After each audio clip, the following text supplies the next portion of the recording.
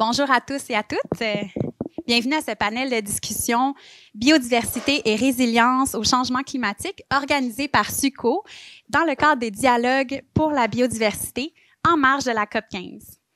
Merci d'être présentes et présentes dans cette magnifique salle et bienvenue à tous ceux qui sont en ligne sur Zoom.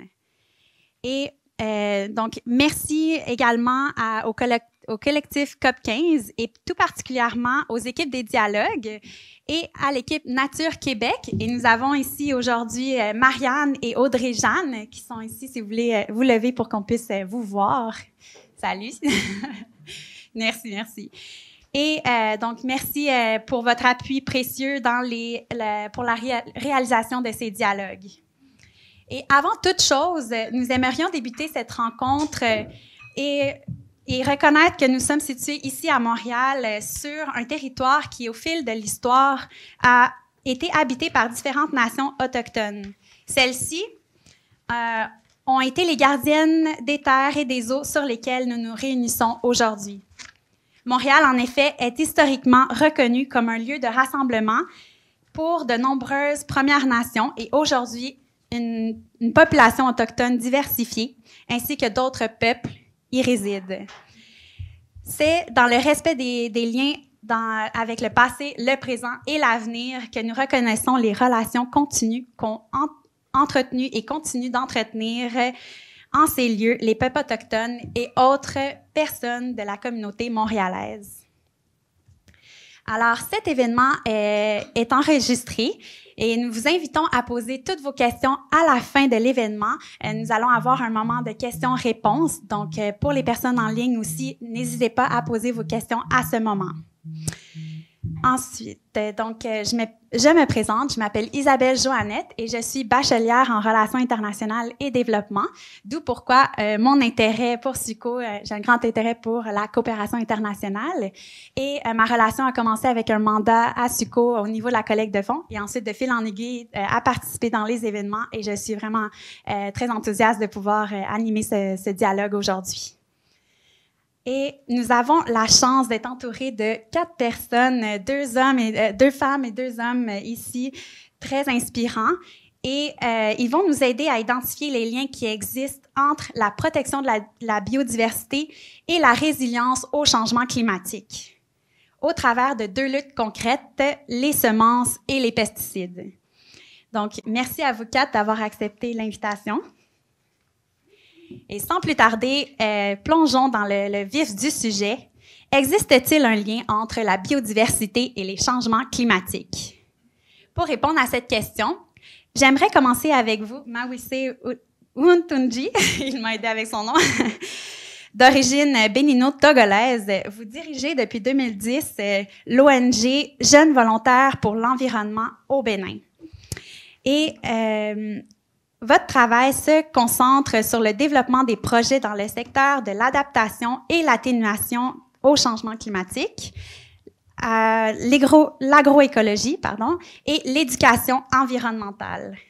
Et Monsieur Mawise, vous revenez tout juste de la COP 27 à Sharm el-Sheikh et on aimerait que vous puissiez nous raconter comment c'était et surtout, trouvez-vous qu'il existe un lien entre ce que vous avez vécu durant la COP 27 et ce qui se déroule actuellement à Montréal pour la COP 15? OK. Merci beaucoup déjà de nous inviter ici. C'est un plaisir de voir tout ce beau monde en milieu de semaine et d'être là. On va essayer de satisfaire votre curiosité. Alors, pour ma part, pour répondre à cette question de façon directe, est-ce qu'il y a un lien entre la biodiversité et les changements climatiques? Je dis, il s'agit même pas d'un lien. C'est ces 2 thématiques qui doivent être ensemble, en fait. L'un dépend de l'autre et la dégradation de l'un impacte directement l'autre. Et quand j'explique cela dans les écoles aux plus jeunes, quand je parle de biodiversité, j'explique aux enfants, ce sont les fourmis, ce sont les feuilles, ce sont les petits insectes, ce sont les abeilles. Quand il fait plus chaud, ces petits insectes disparaissent et c'est l'équilibre alimentaire qui est touché. Or, quand on parle de changement climatique, essentiellement dans nos pays du Sud, c'est ressenti par plus de chaleur et donc des inondations. deux phénomènes qui impactent naturellement la biodiversité. Donc pour nous, il y a un lien clair entre ces deux thématiques, et c'est d'ailleurs depuis hier, et j'en parlais encore ce matin, notre plaidoyer dans les mois à venir serait que ces deux conventions travaillent plus ensemble. On ne peut pas parler de changement climatique sans parler de biodiversité et de désertification plus tard, parce que on est dans les pays du Sahara. Alors, revenant sur la COP27, est-ce qu'il y a un lien? Alors, il y a une étrange photo entre les deux. Alors, ce matin, Geneviève me disait que les pays du Sud se sont retirés des négociations là pour mettre un peu de pression sur les questions de financement. Alors, pour moi qui reviens de Sharm el-Sheikh, je me dis on aurait dû faire ça peut-être là, parce qu'on a eu les pertes et dommages. C'est ce qui a été servi dans les médias. Ça a été une réussite, la COP. Mais derrière ce phénomène des pertes et dommages, le financement vient d'où? Qui donne les sous? Les pays africains qui se disent, alors vous me permettez cette expression, qui se disent les premières victimes, est-ce qu'elles sont prêtes à mettre elles-mêmes des mécanismes de financement endogènes pour d'abord faire face, premièrement, à ce phénomène ou à cette politique de perte et dommages, quitte à demander des ressources complémentaires. Alors, on est sur des processus hautement politiques, hautement économiques, et à Sharm el-Sheikh, je crois qu'on est parti sur du mi-figue, mi-raisin. On a pris l'habitude en 15 ans de COP de se réjouir des petites avancées, mais on vient avec de très grands espoirs. Et si on tient compte des espoirs qu'on avait en allant en Égypte, par rapport aux résultats, je crois qu'on n'a pas eu grand-chose. Mais quand on sait tout ce qu'on a fait pendant 12 mois pour qu'on ait la question des pertes et dommages, d'abord à l'agenda en Écosse, ensuite que ce soit entériné aujourd'hui, c'est une réussite. Voilà, je vais m'en arrêter là pour la première question. Super. Et maintenant, j'aimerais donner la parole à Geneviève Talbot. Vous êtes chargée de programme pour le pôle Afrique chez Suco et experte en système alimentaire viable et environnemental. Vous avez travaillé de nombreuses années dans les milieux des ONG, au développement et à la gestion de projets et programmes, de même qu'à la recherche et au plaidoyer sur les changements climatiques et les systèmes alimentaires. Donc, Geneviève, partagez-vous la vision de Mawizé? Dans le cadre de votre travail, est-ce que vous faites naturellement le pont entre biodiversité et changement climatique? Oui, merci Isabelle. Approchez le micro. Oui, c'est ça. Est-ce que vous m'entendez? En tout cas, je vais continuer. Oui, merci Isabelle, puis merci Mawizé. Je pense que Mawizé l'a super bien expliqué, le lien dans les conventions. C'est des conventions qui sont séparées, les négociations se font de façon séparée, les changements climatiques ici, la biodiversité là. Puis cette fois-ci, on est chanceux, je pense, d'une certaine façon, d'avoir certains délégués comme Mawizé qui participent aux deux. Par contre, les équipes de négociation ne sont pas nécessairement les mêmes. Mais sur le terrain, là, quand on travaille avec les gens, moi, ça fait, bon, vous l'avez dit, 20 ans que je travaille en appui avec des organisations, des ONG du Sud, puis des populations locales, mais cette distinction-là ne se fait pas nécessairement. En fait, ça ne se fait pas du tout. C'est sûr que si vous demandez aux gens, aux paysans, aux populations locales, la biodiversité, les changements climatiques, bon, vous n'aurez peut-être pas une réponse d'universitaires qui vont vous dire oui, nous constatons la perte des plantes endogènes, mais si vous leur parlez de leur stock de poissons, de leurs semences, de leur qu'est-ce qui pousse chez eux, comment ça a changé dans les 20 dernières années, bien là, ils vont vous répondre. Comme le dit Mawizé, ils vont vous parler des insectes, ils vont vous parler des plantes, ils vont vous parler de leur stock de poissons. J'arrive de la Côte d'Ivoire, où on a rencontré des associations de mareyeuses avec lesquelles des partenaires de Suco travaillent. Les mareyeuses, c'est les femmes qui fument le poisson. Puis, ce qu'elles nous ont partagé, c'est la diminution des stocks de poissons dans la lagune proche d'Abidjan. Ce qui cause la diminution des stocks de poissons, c'est entre autres les changements climatiques. Donc, l'acidification des océans, la modification de la salinité des eaux. Fait que ça va faire en sorte que les stocks de poissons diminuent ou varient, ce qui va avoir un impact par la suite sur les plantes qui vont faire la lagune, ce qui a un impact, enfin, sur les moyens de gagne-pain des femmes qui sont là. Donc, quand on leur demande « est-ce qu'il y a un lien ?», elles vont vous dire « oui », mais pas en termes spécifiques de langage qui est utilisé à la COP ou dans les différentes COP négociations. Donc, un des enjeux, c'est vraiment d'arriver à amener ce qui se passe sur le terrain, ce que les gens voient, ce que les gens constatent au sein des négociations, puis dans ces négociations-là. Puis c'est à ce moment-là que des partenaires comme JVE sont essentiels parce qu'ils font ce pont-là entre ce qui se passe sur le terrain puis comment on peut le traduire pour que des négociateurs ou des gens qui signent des traités comprennent dans des termes qui sont essentiels. Donc, voilà. Si vous avez encore du temps, si vous voulez. Ah non, ça va. C'est excellent. Et maintenant, chaque panéliste a vraiment des choses incroyables à dire et j'aimerais donner la parole à Monsieur Serge Giard. Vous êtes cofondateur et président du conseil d'administration des victimes des pesticides du Québec. Producteur laitier puis céréalier en Montérégie, vous avez reçu un diagnostic de la maladie du Parkinson en 2014, maladie due à votre exposition aux pesticides pendant près de 30 ans de carrière. Engagé dans le milieu communautaire depuis des années, votre témoignage et votre travail de sensibilisation au sujet des pesticides ont contribué à la reconnaissance de la maladie de Parkinson en tant que maladie professionnelle par Québec. Donc, permettez-moi de vous dire un immense bravo pour votre travail incroyable et votre engagement, vraiment. Et en tant qu'agriculteur, nous aimerions savoir si vous faites naturellement le pont entre ces deux enjeux. Qu'est-ce qui vous a poussé à changer d'exploitation pour travailler dans le bio? Merci pour la présentation. Je vais demander de la patience à l'Assemblée parce que vous allez vite constater que j'étais pas né pour me parler au micro. Est-ce que vous pourriez justement approcher le micro pour les personnes en ligne, s'il vous plaît? Me familiariser davantage. Ben, voyez-vous, la biodiversité puis le changement climatique, pour moi, c'est indissociable et c'est nécessaire pour l'humain, la flore, la faune, l'air, l'eau. Les deux sont essentiels à notre survie, qui dépend des écosystèmes qui les habitent. Le danger des changements climatiques, ben, c'est la sécheresse, ça veut dire diminution d'aliments à récolter, ça veut dire diminution d'offres dans les supermarchés. Les inondations, ben là, c'est des pertes totales de récolte. Les travailleurs dans les champs qui travaillent à des températures insupportables. Puis dans les 18 dernières années, il y a eu 17 records de chaleur consécutifs. Alors, on a intérêt à travailler pour améliorer la situation, du moins pour qu'elle n'empire pas. Pourquoi je suis transféré au bio? Ben, c'est l'inconfort, c'est paradoxal parce que j'ai attrapé une maladie à cause des pesticides. C'est l'inconfort des pesticides, de travailler avec ça.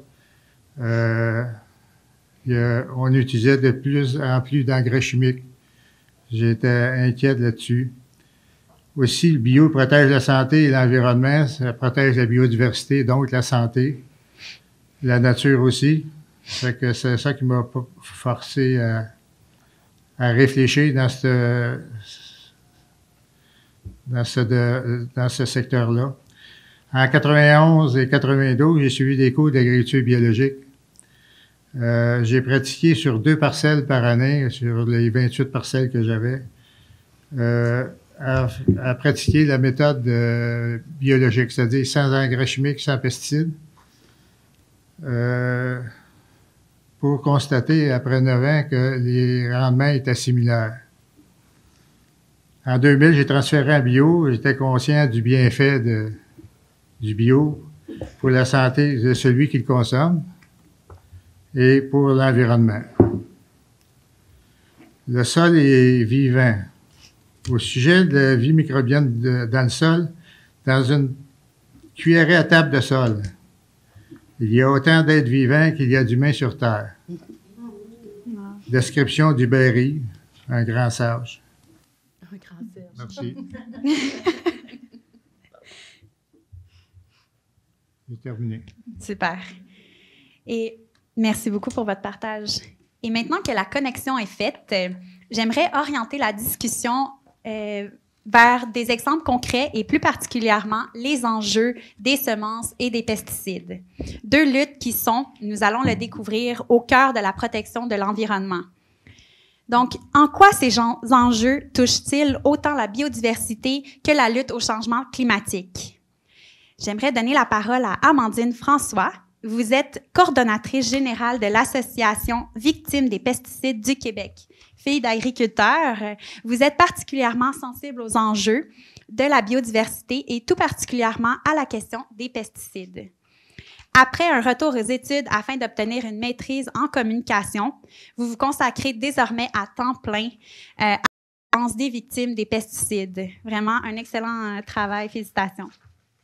Et donc, Amandine, j'aimerais justement vous entendre à ce sujet. Pouvez-vous nous parler du travail des victimes des pesticides du Québec, s'il vous plaît? Bonjour à toutes et à tous. Je sais pas si vous pouvez prendre le temps de bien le... Ouais. C'est bon. Parfait. Donc, Victimes des pesticides du Québec est un organisme à but non lucratif qui a été composé et créé en 2019, en partie grâce à Serge à côté de moi. Il regroupe des agriculteurs et agricultrices, des victimes des pesticides, mais aussi des membres de la société civile qui sont intéressés par le dossier des pesticides. Donc, nos grosses missions sont d'informer les personnes victimes des pesticides, leurs proches, mais aussi le grand public en général, orienter ces personnes dans leur démarche de soins et d'indemnisation, mobiliser toutes les parties prenantes pour prévenir les risques sur la santé associés à l'exposition aux pesticides et faire reconnaître les maladies en tant que maladies professionnelles, comme ça a été le cas pour la maladie de Parkinson, diffuser et rendre accessible la recherche scientifique sur les risques liés aux pesticides et promouvoir des solutions, des alternatives à l'utilisation des pesticides. Donc c'est sûr que c'est un travail important d'un point de vue politique. On essaye d'avoir un travail, donc comme ça a été fait en 2021, pour faire reconnaître la maladie de Parkinson comme maladie professionnelle auprès de Québec. En ce moment, on est aussi, on participe activement aux consultations qui sont mises en place par l'ARLA, qui est l'Agence de réglementation de la lutte antiparasitaire, qui est en ce moment en train de revoir la loi pour la lutte antiparasitaire au Canada. Donc, on a envoyé un mémoire au même titre que les compagnies des pesticides. On travaille aussi à un travail de sensibilisation auprès des ministères et des députés. Et effectivement, il y a aussi un travail considérable auprès des victimes des pesticides. Donc, c'est un travail qui va passer par l'accompagnement des proches des victimes et qui va être une aide aussi pour remplir les formulaires auprès de la CNESST, puisqu'ils sont assez compliqués malgré le fait que la maladie de Parkinson ait été reconnue comme maladie professionnelle. Super, merci beaucoup. Et Monsieur Serge, j'aimerais vous partager un article de journal qui a été publié dans la presse en 2013. Donc, le titre « Toujours plus de pesticides à cause du réchauffement climatique ». Donc, je vous montre. Donc, dans l'article, ça sous-entend que l'usage des pesticides pourrait s'expliquer par l'augmentation d'insectes nuisibles dus au réchauffement climatique. Qu'en pensez-vous? Bien, l'augmentation de la température est sûrement une cause parce que jadis, les insectes qui étaient plus au sud, en fait aux États-Unis, maintenant, à cause du réchauffement climatique, bien, ils résistent aux hivers maintenant. Une cause aussi que j'accuse avec les insectes, c'est la monoculture. Les 50 dernières années, on a pratiqué la monoculture et puis ça concentre les mêmes mauvaises herbes, ça concentre les mêmes insectes. Et puis, dans les 50 dernières années, on a perdu 20% de la fertilité de nos sols. Ça à travers la planète, ça.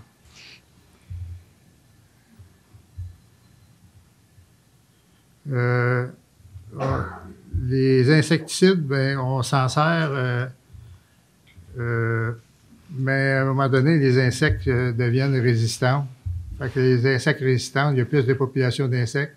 Ça prend des herbicides plus concentrés. Vous voyez un peu la spirale. Ça fait que la porte de sortie, il n'y a pas d'autre que le pulvérisateur. Les insecticides tuent aussi les bons insectes. Il y a trop peu de population pour qu'on dise, à un moment donné, on se décide à pas pulvériser. On décide de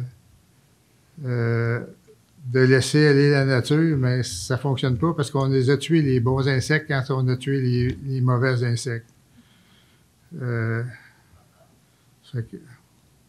Dr. Jean Zigby a dit à la Commission parlementaire sur les pesticides que l'humain partage 60% de son génome avec les insectes.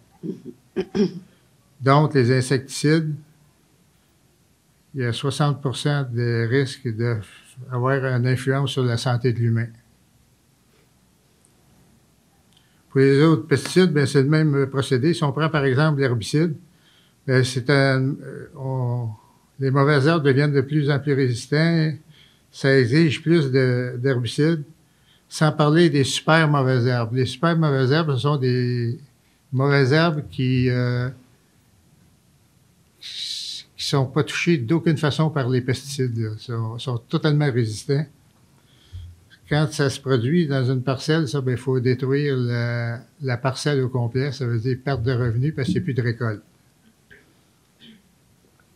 La promesse de la venue des OGM, c'était de baisser l'utilisation des pesticides, alors ça a augmenté. C'était d'enrayer la faim dans le monde. Ça, ils ont vraiment échoué. Sans connaître les effets des OGM sur l'humain. Il n'y a pas d'études sérieuses qui ont été faites. Il y a présence de pesticides dans nos cours d'eau. Il y a des traces dans une partie de notre alimentation, nos fruits, nos légumes. La monoculture est presque une chose du passé. En fait, ça a une tendance actuellement. Là, on a réintroduit une troisième culture qui est le blé. Ça peut être de l'avoine, de l'orge, mais c'est une petite céréale. Pour briser le cycle de la monoculture, ça, on verra le résultat dans 10 ans, mais je vois ça très positif. Les agriculteurs, eux autres, ils voudraient bien faire d'autres cultures, mais il n'y a pas de débouché. Le marché est fait pour maïs, soya. Mais de toute façon, ça n'enlève pas le danger pour la santé humaine à manipuler les pesticides. Mais brise-vent abrite les coccinelles. Ça, c'est le côté bio, là. C'est leur toit, ça, la haie brise-vent. Exemple, un soya, dans la production conventionnelle. Conventionnelle, c'est la méthode industrielle, là, ceux qui ne sont pas familiers. À 250 pucerons par plant, on commence à pulvériser avec les herbicides. Moi, dans mon cas, ben, une coccinelle mange jusqu'à 250 pucerons par jour. Ça fait que mes coccinelles qui ont hiverné dans la haie brise-vent, ils se dispersent dans les champs, puis ils nous débarrassent des insectes nuisibles. Il y a une autre chose aussi qui fait que on réussit bien, c'est qu'on utilise seulement l'azote nécessaire dans nos cultures. Alors, ça rend les plantes moins succulentes que celles qui sont boostées à l'azote, qui les insectes aiment plus. C'est pas mal tout ce que je peux... Bien, merci beaucoup. On voit que la question est vraiment complexe, puis vous avez donné des détails, ça nous permet d'aller plus en profondeur. Et maintenant, Geneviève, c'est votre tour avec un sujet qu'on le sait vous passionne énormément. Et pourriez-vous nous dire pourquoi et dans quelle mesure la question des semences fait-elle le pont entre la biodiversité et les changements climatiques? Oui. S'il me reste du temps, tu me le diras, je vais en profiter. Je vais parler plus longtemps. Merci. Je pense que ce que Serge a dit, est-ce que je peux vous appeler Serge ou Monsieur Serge? Non, Serge, ça va bien. Serge, ce que Serge a dit, ça présente super bien les enjeux. En fait, la façon dont SUCO, on aborde la biodiversité, c'est vraiment par l'entrée de la grande porte là, des systèmes alimentaires viables. Les systèmes alimentaires viables voient tout à partir de la production, même avant la production, la mise au champ jusqu'à la distribution, consommation finale. Donc, dans tout ce grand symbole-là des systèmes alimentaires viables, une des entrées qui est vraiment concrète, j'allais dire, c'est celle des semences. Ça nous permet vraiment de parler de choses qui sont concrètes puis qui parlent à tout le monde, puis surtout beaucoup, entre autres, aux producteurs, aux productrices, agriculteurs, agricultrices. Même en entrée, j'échangeais avec Serge un peu, puis parce qu'il me disait que ça fait 23 ans que vous êtes maintenant un producteur bio. C'est ça, hein? Oui. Puis je me demandais justement d'où proviennent ces semences. Et ce qu'il m'a dit, c'est que c'est des semences qui essayent pour le moment d'avoir des semences qui sont Vous avez vos propres semences. Hein? Autosemencement, oui. Autosemencement. Fait que ça nous permet de voir qu'il y a 2 systèmes de semences qui existent. Un système d'autosemencement ou ce que nous, on appelle les semences paysannes, qui sont les semences qui sont produites par les champs, in situ, par les gens eux-mêmes. Puis après ça, tu as d'autres semences qui proviennent du système plus commercial de semences. Puis, je pense que c'est notre délégation jeunesse qui vient d'arriver. Yes, Mon Dieu! bienvenue. C'est donc agréable, pardon. Donc, c'est que ces 2 systèmes de semences-là coexistent. Puis ces deux systèmes de semences-là qui coexistent, c'est intéressant et nécessaire d'une certaine façon. Je vais vous laisser vous installer. Pause, oui. Mais oui!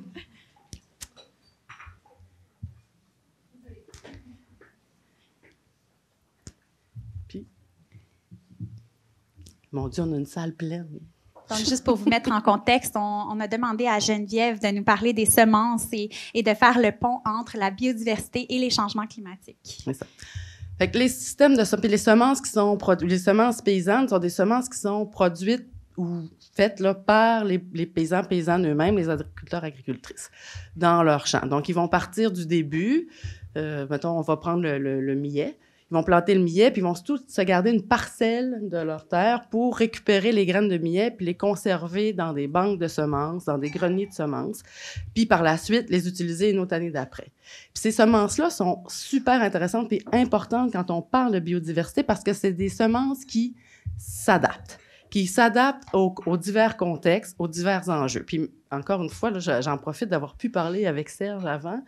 Il me partageait qu'un des enjeux, maintenant, je pense que c'est votre fille, c'est un des enjeux qu'il y a maintenant à aller chercher des semences, qui sont peut-être des semences bio quand même, mais qui ne proviennent pas des terres qui sont en ce moment, c'est qu'ils ne sont pas nécessairement adaptés au contexte, au sol, au lieu dans lesquels pousse ou provient là, le millet ou dans le cas de le lin, le maïs ou ces choses-là. Est-ce que j'ai bien compris ce que vous m'avez dit? Oui.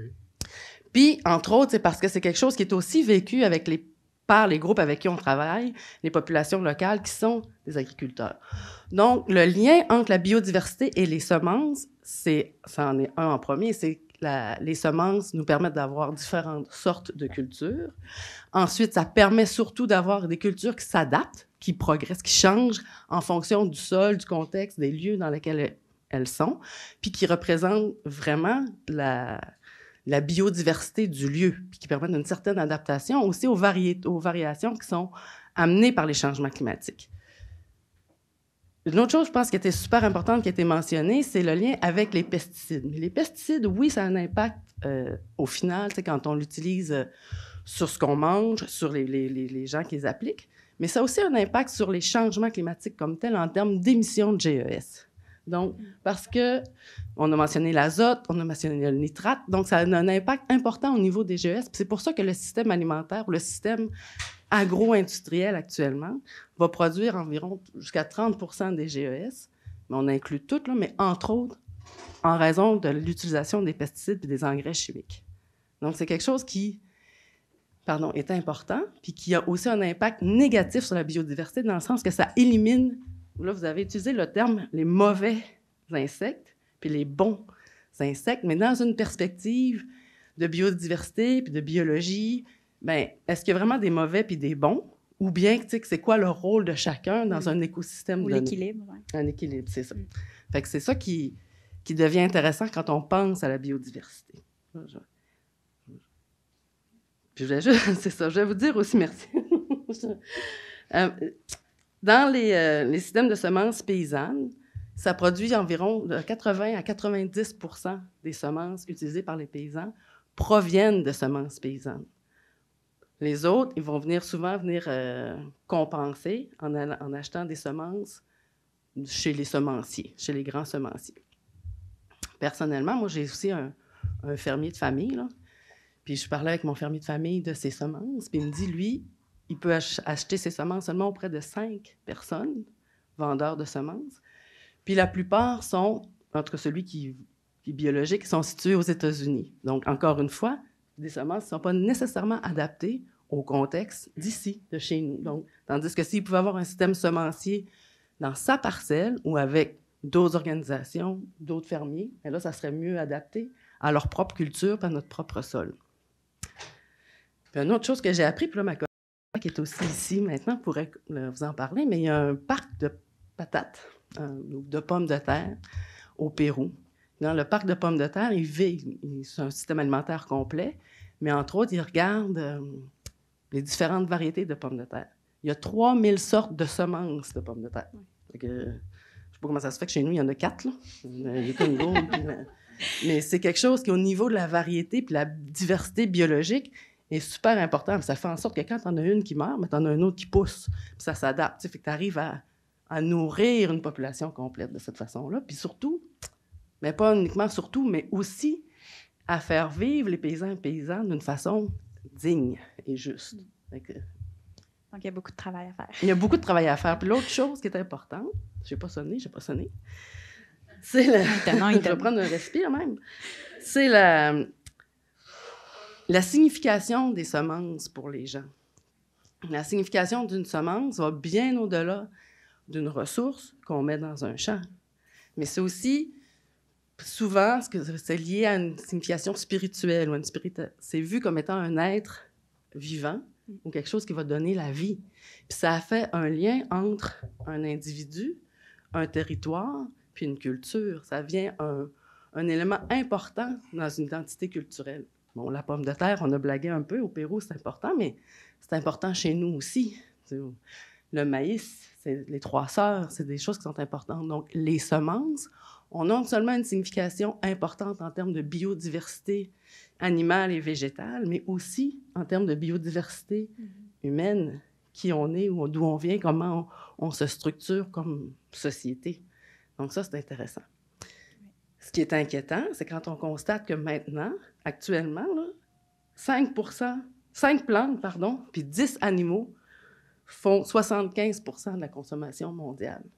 Donc, ça veut dire qu'en termes de diversité humaine, animale et végétale, mais ce n'est pas uniquement en raison des changements climatiques, mais il y a une poussée qui est faite par divers acteurs, on y reviendra, mais pour homogénéiser ce qu'on mange, ce qu'on plante, puis qui on est d'une certaine façon. Ben oui, c'est ce que je pensais. On est ce qu'on mange. Hein? Oui, voilà, exact. Ouais. C'est ça. Et j'aimerais avoir l'avis de Mawussé sur le sujet. On sait qu'il est expert aussi dans ce sujet. Allez-y.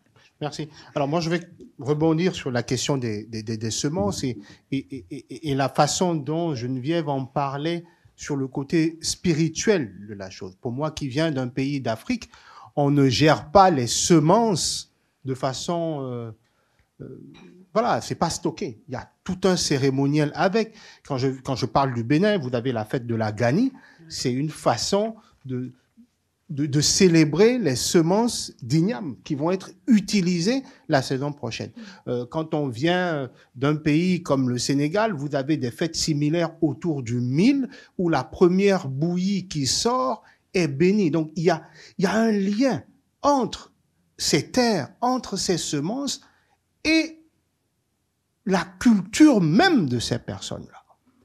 Mais maintenant, la question des semences, il s'agit du droit des paysans à produire leurs semences. Parce qu'aujourd'hui, les semences sont devenues du domaine de la privatisation sauvage. Ces personnes vous proposent quelque chose qu'on appelle l'UPOV. Et dans nos pays africains, on nous demande, si vous voulez plus de sécurité alimentaire, ratifiez l'UPOV. Et comme nous avons dit, dans notre pays, ça a été une campagne un peu chaude il y a 4 ans au Parlement, où nous disions, mais les pays qui ont ratifié l'UPOV ont mis 10 ans à breveter leurs semences à elles, avant d'aller à l'UPOV. Or, ces pays du Sud, pour du coton, pour des cultures de rente, etc., on nous propose l'UPOV. Alors, ceux qui ne savent pas de quoi il s'agit quand on parle de l'UPOV, c'est... Alors, moi, je caricature beaucoup quand je parle de ces choses-là, parce qu'il faut les ramener pas tout le temps au niveau universitaire, mais il faut permettre aux gens de les comprendre. C'est un peu, si vous voulez, une petite constitution au niveau des semences qui dit que lorsque vous ratifiez ça dans votre pays, toutes les semences non brevetées dans ce pays deviennent la propriété du privé. Voilà. Ça veut dire que lorsque vous avez, j'ai entendu, 3000 espèces de patates, supposons que c'est ici au Canada, si vous en avez breveté que 2, ça veut dire que dès que le Canada prend l'UPOV, à ce moment, les 3 sont brevetés, mais les 2997 autres espèces reviennent du secteur privé et le paysan qui le produit depuis 60 ans n'a plus le droit de produire ces semences. Donc, il s'agit en réalité du droit de ces personnes de produire leurs semences. Et ça, c'est quelque chose de super important. Alors, quand on parle de biodiversité, ces semences génétiquement modifiées, quand elles en arrivent à être des OGM, tuent, ce que disait Serge, les bons insectes qui sont bonnes pour la plante, mais les mauvaises pour la plante, mais qui sont bonnes pour ces insectes qui étaient mauvaises quelque part. Et c'est là où je parlais tout à l'heure dans mon introduction de la chaîne alimentaire. Certains insectes se nourrissent d'autres, ceux-là apportent quelque chose à la plante et ainsi de suite. J'aimerais terminer sur ce sujet en rappelant quelques chiffres, parce que ça peut paraître un tout petit peu abstrait lorsque on parle de biodiversité. Mais notez ceci. Lorsqu'on parle de biodiversité, c'est la moitié du PIB mondial, soit environ 44 milliards de dollars US qui dépendent de la biodiversité. Ça signifie qu'on est, certes, voilà, c'est beau, bisounours, on est tous assis ici, biodiversité, mais on est sur des intérêts pas possibles où des gens sont prêts à faire plein de choses pour qu'on ne touche pas un carré de ce qu'ils ont acquis pendant des décennies. Deuxième élément très intéressant, quand on parle de la biodiversité, lors du dernier Forum économique mondial 2021, ils ont fait des études et ils se rendent compte que la perte de la biodiversité est un danger pour l'économie mondiale. Pourquoi? Parce que vous avez du blé. Au Bénin, le pain n'est pas culturellement lié au Bénin, mais augmenter 1 franc sur le prix du pain, vous avez des marges tout de suite. Pourquoi? Parce qu'on a adopté, comme tu disais, on a perdu un peu cette identité culturelle alimentaire. Donc le pain s'identifie à plein de pays africains. Mais on ne produit pas du blé en Afrique. La petite guerre en Ukraine, tout le monde a eu augmentation de pain, Sénégal, Mali, Bénin, etc. Et donc, on est sur de l'économie. Et c'est pour ça que je vois beaucoup de jeunes. Et ce que je dis aux jeunes dans mon pays, il est temps que la jeunesse, alors, jeunes volontaires pour l'environnement, même si on devient vieux volontaire maintenant, c'est intéressant que la jeunesse se passionne de ces sujets économiques, de ces sujets de droit, parce que c'est l'humain. Alors, on parle biodiversité, mais c'est l'humain derrière dont il est question. Quand on est dans un pays du Nord où tout est organisé, on ne se rend pas compte. Mais quand on vient dans les pays où les choses sont un tout petit peu moins organisées, on se rend compte du danger de laisser faire un certain nombre de choses. Je vais m'en arrêter. C'est tellement intéressant. Gardez vos questions. N'oubliez pas, on passe d'un sujet à l'autre, mais vraiment, à la fin, on va pouvoir répondre à vos questions. Chacun apporte des points tellement intéressants. Donc, j'aimerais diriger la discussion maintenant sur l'un des enjeux transversaux que l'on s'intéresse aux questions de biodiversité ou de climat. Où est la place des femmes? Et nous l'avons vu en ce moment avec la COP15, cette question a fait débat. Et pourtant, on le sait, les femmes sont au cœur de la lutte pour la protection de l'environnement et de la biodiversité, et elles sont les principales affectées par les enjeux des changements climatiques. Donc, j'aimerais vous entendre, chacun d'entre vous, là, sur cette question. Allez-y, aléatoire, si quelqu'un voudrait commencer. Je vous laisse. Bon, je peux y aller, je vais y aller. Merci. Je me lance, je brise la glace. En fait, dans le cadre des semences, donc si on regarde encore dans ce contexte-là, le rôle des femmes est primordial. En fait, même la protection de la biodiversité en général, mais moi, je vais penser dans les systèmes alimentaires puis au niveau des paysannes et des paysans. Les groupes de femmes avec lesquels on travaille, SUCO, sont souvent les femmes vont souvent s'occuper par des cultures qui ne sont pas des cultures de rente. Donc, les cultures, le jardin derrière, ou encore des lieux qui sont un peu hors champ, justement. Un peu hors champ, ce qui leur permet de maintenir une biodiversité, certainement en termes de semences. Ce ne sera pas elles qui vont avoir les grands champs de coton les grands champs de blé, les grandes cultures de rente, où la pression économique est forte et où le contrôle est fort aussi en termes de qu'est-ce qu'on plante. Les femmes ont la responsabilité de nourrir la famille. Donc, ils vont avoir le jardin derrière, ils vont avoir puis de l'autonomie. Fait que c'est là où souvent on va voir la variété dans les semences. Il va y avoir des expérimentations qui vont se faire, puis des choses qui vont se garder. Puis ils sont un peu à l'abri des regards trop imposants ou hors. On fait pas partie de l'OMC, de l'Organisation mondiale du commerce. On fait pas partie de... Mais elles deviennent des gardiennes du savoir. Elles deviennent des gardiennes d'une biodiversité puis de semences qu'elles ont, dans leur poche ou dans leur grenier ou dans leur arrière-cour. Elles sont importantes. Mais c'est pas suffisant. Il ne faut pas arrêter là. C'est pour ça qu'il y a une demande de plus en plus pour inclure, je pense que ça a été inclus maintenant, là, la cible 22 dans la Convention pour qu'on reconnaisse le rôle des femmes dans la restauration, la protection de la biodiversité, puis que ça ne soit pas juste un rôle qui est un peu caché, mais un rôle dans lequel on met une lumière, puis qui est reconnu, puis qu'elles ont un rôle à jouer, qu'on reconnaisse de plus grand leur rôle à jouer. Mais je pense aussi de... Oui, je peux... Pour donner une image complémentaire, c'est vrai que Geneviève est allée dans le sens des semences. Et ça, c'est d'autant plus vrai dans nos pays du Sud, parce qu'effectivement, le petit jardin potager, c'est pour nourrir la maison. Et les cultures de rente, bon, ça ne regarde plus les femmes, alors qu'elles auraient peut-être bien intérêt à mieux gérer l'argent qui rentre de ces cultures de rente. Mais par contre, moi, quand je parle des femmes dans ces questions de changement climatique, j'utilise souvent une image que je vais vous relater. Vous verrez que c'est assez visible.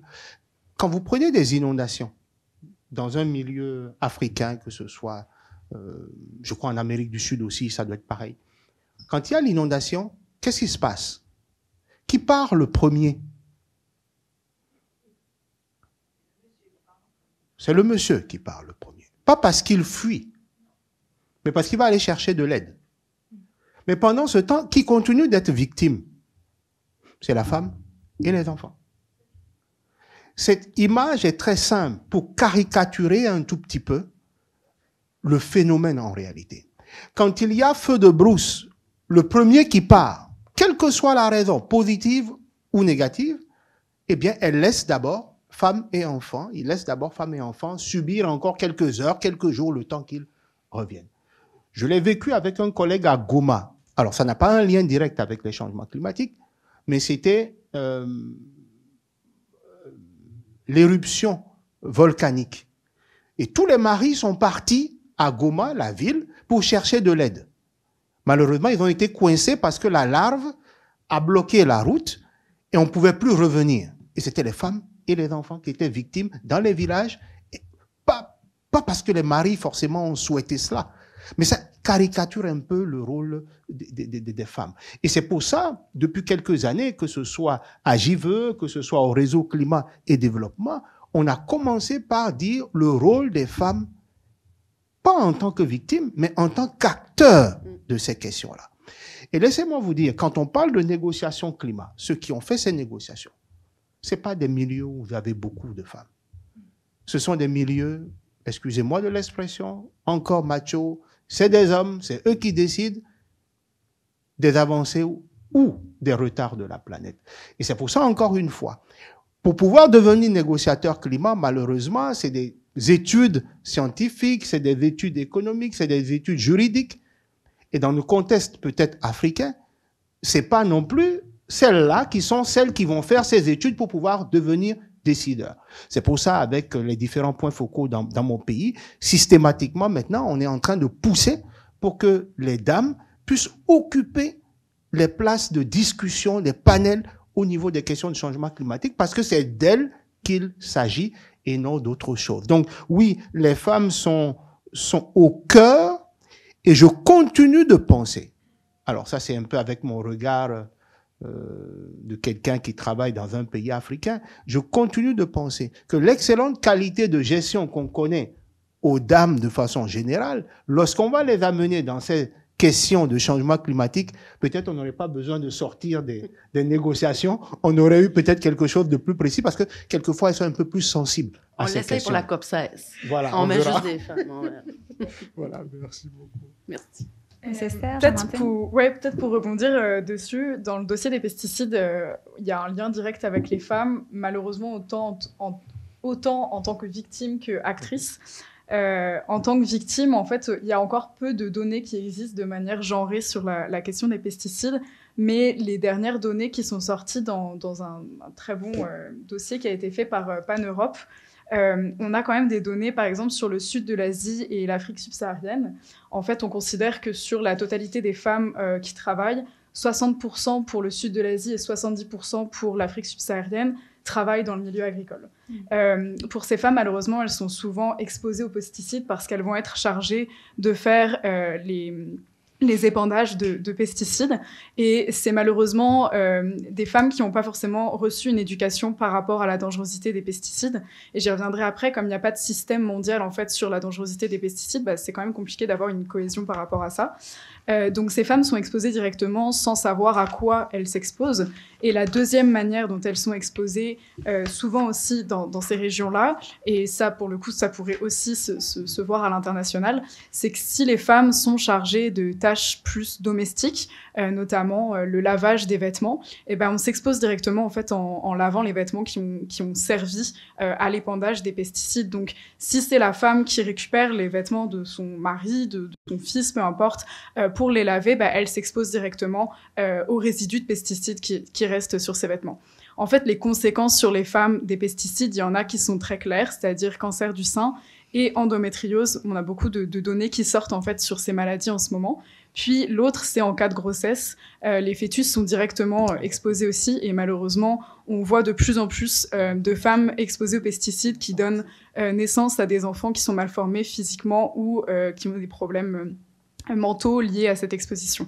Donc là, c'est les cas où on voit les femmes en tant que victimes des pesticides, mais les femmes sont aussi actrices dans ce dossier-là. Donc là, je vais parler plus de ce que je connais, c'est-à-dire le Québec et la France, et de mon expérience en tant que coordinatrice de cette association. En fait, c'est souvent des femmes qui vont nous contacter pour nous parler de leurs problèmes, des problèmes des hommes de leur vie. Donc ça peut être leur père, leur fils, leur conjoint, leur frère, on a différents points de vue. Et en tant que fille d'agriculteur, je le sais moi-même que c'est pas un milieu où on aime parler de ses problèmes. C'est un milieu qui, je pense qu'on peut le dire, désolé Serge, mais qui est encore un peu macho, je pense. Et on n'aime pas trop venir parler de ses problèmes et venir dire qu'on est malade et que l'on souffre. Donc en fait, on a des cas de femmes qui nous appellent pour nous dire, je sais que mon proche ne fera pas le nécessaire, donc moi je vais prendre contact avec vous parce qu'on a besoin de votre aide. Donc ça, c'est un premier cas de figure. Malheureusement, le deuxième cas de figure, c'est que les personnes malades, les personnes victimes, sont souvent plus en capacité de faire ces démarches-là non plus. Donc on a un cas en ce moment, par exemple, à l'association, d'une fille qui a pris le dossier en main pour son père parce que son père est atteint de la maladie de Parkinson. Malheureusement, sa maladie évolue très rapidement et donc elle est obligée de faire les démarches de reconnaissance de maladie de Parkinson, des démarches qui sont très longues, qui lui sont refusées. Elle est en train de composer un dossier pour aller au tribunal administratif du travail. Là, on est plus dans un cas où la population agricole est quand même assez masculine au Québec, en France. Et donc là, c'est les femmes, en fait, qui vont reprendre un peu ce combat pour le mener pour leurs proches. Et pour finir, peut-être sur une note un peu plus positive, parce que souvent, j'ai des pas très bonnes nouvelles, j'en suis désolée. Mais en fait, on se rend compte aussi avec les données quand même que l'on a actuellement que dans les pays du Sud, c'est beaucoup les femmes qui prennent aussi un rôle de leader dans ces dossiers-là, qui vont pousser à aller vers des systèmes plus dans l'agroécologie. Et par exemple, on a un exemple en Argentine avec les mères d'Ituzaingó. Désolée si je déforme un petit peu le nom. Donc là, c'est des femmes qui se sont rendues compte en fait qu'elles avaient eu des problèmes à leur naissance, donc des bébés mort-nés, des enfants qui sont nés avec des malformations et qui ont réussi en se battant contre leurs maris parfois, contre leurs proches, à mettre en place une association qui a réussi à mettre en place une loi en Argentine qui oblige à une distance de 2500 mètres entre les épandages de pesticides et les habitations. Donc ça donne un peu d'espoir et on voit que les femmes se battent en tout cas. Je ne sais pas Serge si tu veux compléter. Oui, je constate qu'on travaille dans le même cercle. Excusez-moi, Amandine, pourriez-vous approcher son micro, s'il vous plaît? Je te l'approche. Je peux peut-être répéter là, ce que Amandine a dit. Mais moi, j'ai marqué les enfants et les femmes enceintes sont surtout à attraper des problèmes parce que les produits chimiques qu'on utilise, ça traverse la barrière placentaire, sont davantage susceptibles de contracter des maladies neurologiques qui sont souvent dégénératives, c'est-à-dire invalidantes. Les enfants et les fœtus ont un cerveau en voie de développement, ce qui rend davantage très sensible à l'absorption des produits chimiques. Ça vient du docteur Notbart.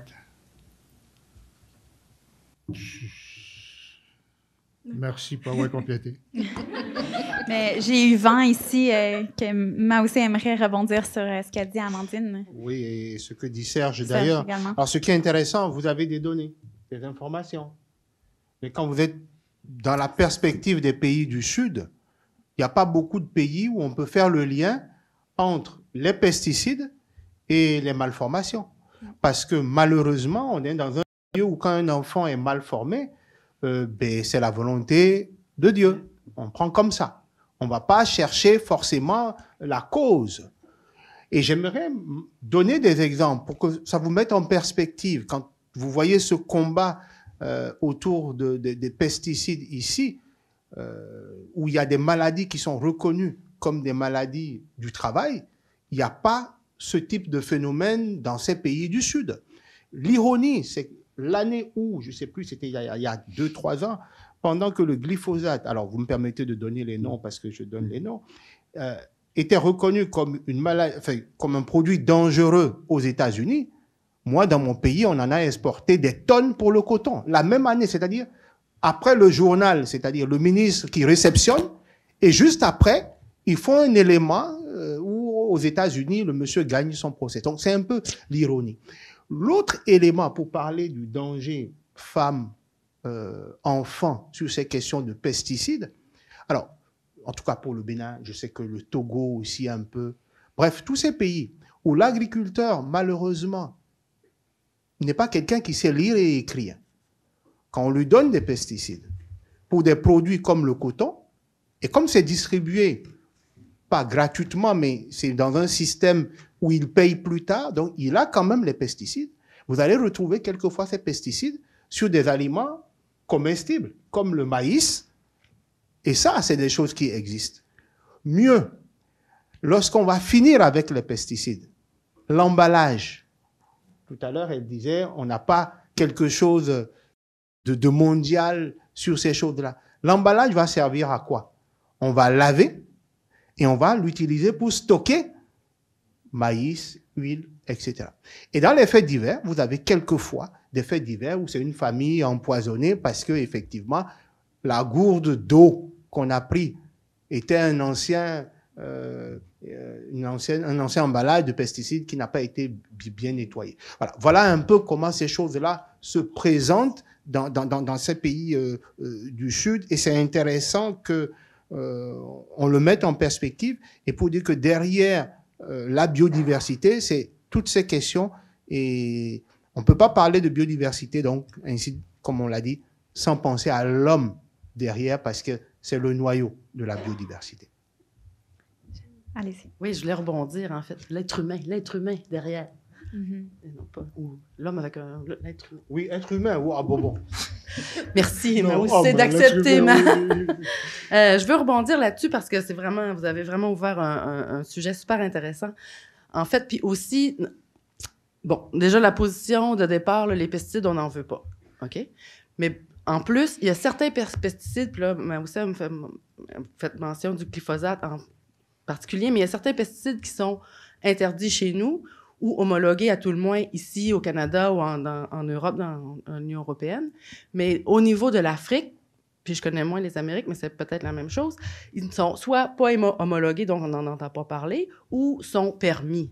Donc, des éléments qui sont interdits chez nous ou qui sont en voie d'être interdits chez nous sont encore utilisés dans les cultures, puis de façon, oui, à grande échelle en Afrique de l'Ouest, assurément, avec des conséquences grave pour les gens qui les utilisent, pour les gens qui les consomment, puis pour la biodiversité autour. Fait que ça, c'est un point que je veux renforcer parce que c'est vraiment important. Puis on voit aussi en termes de semences un lien entre l'UPOV. Là, l'UPOV, ça, c'est l'Union internationale pour la protection des obtentions végétales. L'Union internationale pour l'Union internationale pour la protection des obtentions végétales. Donc, où on met là, des brevets sur les gènes des semences. Puis, étonnamment, ceux qui poussent beaucoup pour ça vont être des grandes compagnies de l'agro-industrie, mais aussi de l'agro-pharmaceutique. Donc, on voit des liens entre ça, puis ces grandes industries-là sont aussi ceux et celles qui vendent des pesticides puis des engrais pour permettre à ces semences-là de pousser puis d'aller de l'avant. Donc, il y a un lien. C'est pas des choses qui sont en silo, les semences et les pesticides, mais au contraire, avec l'UPOV, ça crée des liens entre eux qui font en sorte que ça se renforce l'un l'autre. Donc, voilà, je me suis perdue en chemin. Tellement intéressant. Alors, je change un peu le sujet. On va aller dans une autre voie, mais rappelez-vous, gardez vos questions pour chacun des thèmes. Alors, revenons à la COP 15. Quel rôle attendez-vous de cette conférence et pourquoi était-il important pour vous d'y participer? S'il vous plaît. Je peux peut-être prendre la parole, juste parce que ça me fera rebondir justement sur ce que Geneviève disait juste avant. En fait, nous, notre demande principale pour la COP 15, c'est justement d'avoir un système mondial cohérent par rapport aux pesticides. Parce qu'à l'heure actuelle, il n'existe aucun accord international contraignant qui réglemente spécifiquement les risques liés aux pesticides. Et il n'existe surtout aucune liste officielle des pesticides hautement dangereux, ce qui est un véritable problème puisque ça crée la situation que Geneviève vient d'expliquer, c'est-à-dire que comme il n'y a pas de liste officielle, les personnes à qui ça en profite, c'est les compagnies de l'industrie des pesticides. Et vous inquiétez pas, ils en profitent pleinement et grandement. Ils en sont très contents. Et ça crée des situations comme, par exemple, en 2018, les données montrent que 40% de tous les pesticides utilisés au Mali étaient hautement dangereux. Ces pesticides-là sont pour la plupart interdits dans les pays d'où ils sont exportés. Et ça crée des situations où l'Union européenne, qui a été à un moment vraiment pointée du doigt pour dire bravo, quel exemple, ils interdisent beaucoup de pesticides hautement dangereux, mais l'Union européenne, pendant des années, et encore aujourd'hui, continue à exporter ces pesticides interdits sur leur territoire dans les pays, principalement les pays du Sud. Pour donner un exemple, donc la France, qui là aussi a fait beaucoup de communication par rapport à ça, a fait passer au 1er janvier 2022 une loi pour faire interdire ce genre de pratiques-là. Donc normalement, on ne devrait plus, depuis la France, exporter des pesticides interdits sur le territoire. Comme c'est une loi qui est mise en place depuis bientôt 1 an, il y a encore des failles dans cette loi. Là aussi, vous inquiétez pas, les compagnies sont bien assez fortes et équipées pour savoir comment passer à travers ces failles. Donc, même si ça a beaucoup diminué, on compte encore aujourd'hui à 7500 tonnes de pesticides interdits qui ont été exportés de la France vers le Brésil, l'Ukraine, la Russie, le Mexique, l'Inde et l'Algérie. Donc, c'est quand même quelque chose qui est vraiment extrêmement problématique. Et ces situations, ça va encore plus loin parce qu'en fait, elles vont à l'encontre d'accords qui sont passés dans ces pays. Donc là, c'est malheureusement un exemple aussi des pays occidentaux qui se permettent un petit peu parfois de faire ce qu'ils veulent.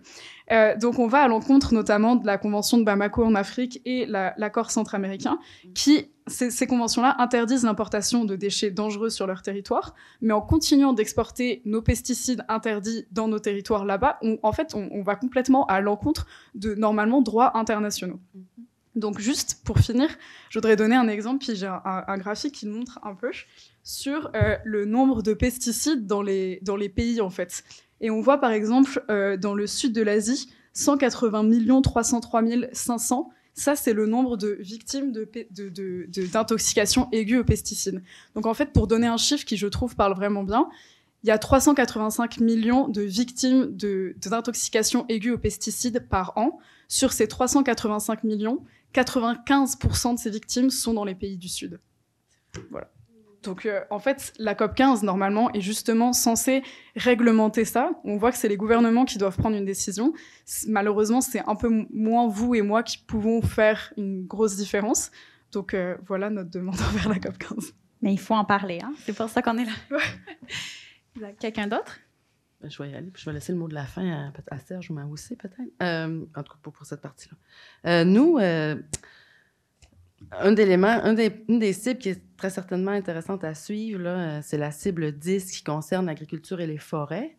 Puis une des demandes dans les nombreuses coalitions là, dans lesquelles on est, entre autres, mais c'est l'inclusion d'une perspective plus large sur qu'est-ce qu'on veut dire par agriculture, donc l'agroécologie. Donc, quand on parle d'agroécologie, vous l'avez mentionné, mais aussi travaille là-dedans aussi, mais c'est toute l'idée c'est pas uniquement de la production biologique, mais c'est une vision d'ensemble sur un système alimentaire qui va je me répète, la mode de production, oui, si possible, biologique, mais on exige, c'est pas quelque chose qui est exigé, c'est une transition vers vers des pratiques biologiques, mais aussi des semences qui sont diversifiées, des marchés locaux, la participation des femmes, une redistribution de la richesse au sein de la communauté. Donc, une vision un peu territorialisée d'un système alimentaire. Fait que dans l'idée d'inclure cette cible-là dans ce terme-là d'agroécologie, ça nous permet d'avoir une reconnaissance du rôle de l'agriculture dans la conservation de la biodiversité puis dans la restauration de la biodiversité aussi.